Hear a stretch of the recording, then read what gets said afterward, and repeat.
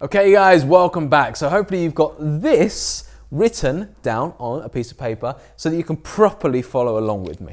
Okay, now we're diving straight in with a major 9 chord. So in this instance, a C major 9. But first of all, let's just look at the chord construction of a major 9 chord. Okay, so I'm just going to put it here. So we've got major 9. Now, just so you know, if you saw this written shorthand, you'd probably see just simply Maj 9. Just like that, okay? Maj 9, rather than major 9th, which would be a pain to write every single time you wrote the chord, you just see Maj 9, okay?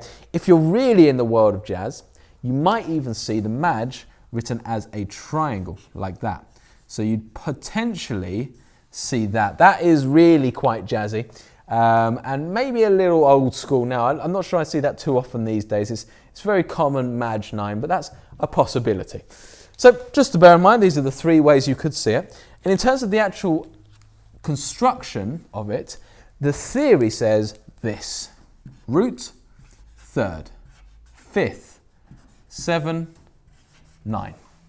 All right, so I want to state the obvious here. It's a major 7th chord with a 9th, okay? If you've been building this up like we have, so going through the triads, then the 7ths, now the 9ths, you'll see quite clearly that we've got the triad here. So this is the kind of triad part, the major. Then we've got the 7th and now the 9th, okay?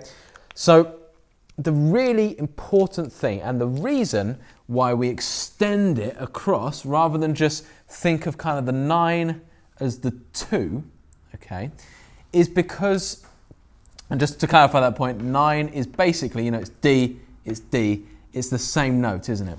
But the reason we call it 9 rather than maybe like 2, add a 2 or something, is because we must have the preceding notes, okay? So, and I'll get to a little extra thing here later on, but basically you must have the major triad in there, you must have the 7th to create the major 7th before adding the 9th.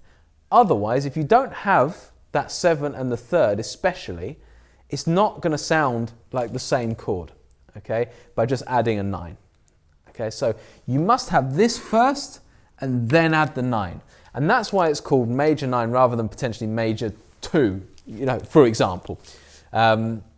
So there's your basic theory. So let's just put that together with C, okay? So again, you'd be looking at probably calling it C Maj 9, okay? So I'm going to call it C Maj 9 equals, so the root is C, the 3rd is E, the 5th is G, the 7th is B, and the 9th is D, okay? So here's a test for you guys, okay? Later on in this course, I'm going to talk about potentially omitting some of these notes, okay? But for now, I want you to put all 5 of those notes on the guitar and create a major 9 chord. It's going to be a challenge, and this is a really good challenge, I think, because it's going to force you to find the notes. You need obviously 5 separate strings for 5 different notes, and you've got to find essentially what's going to be a pretty tricky chord to put together without seeing a chord shape. So you're creating a chord shape here, guys, which is something for a proper theory geek like me. I really love doing that. So hopefully you'll kind of enjoy that process.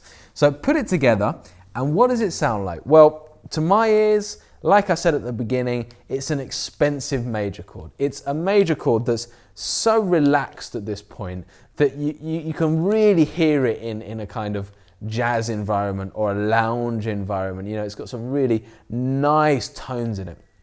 And here's another key part of this 9th thing.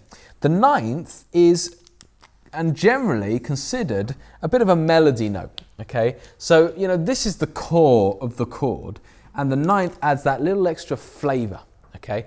So you might find if you've ever done potentially a bit of fingerstyle guitar where you've been playing the chord and played a melody note at the top of it because that's what someone's singing, so a bit of like arrangement on the guitar, you might have found that you've accidentally played a 9 because that D on top just is a melody note, okay? So quite often with more advanced players, they use these kind of chords to create the melody on top of the chord.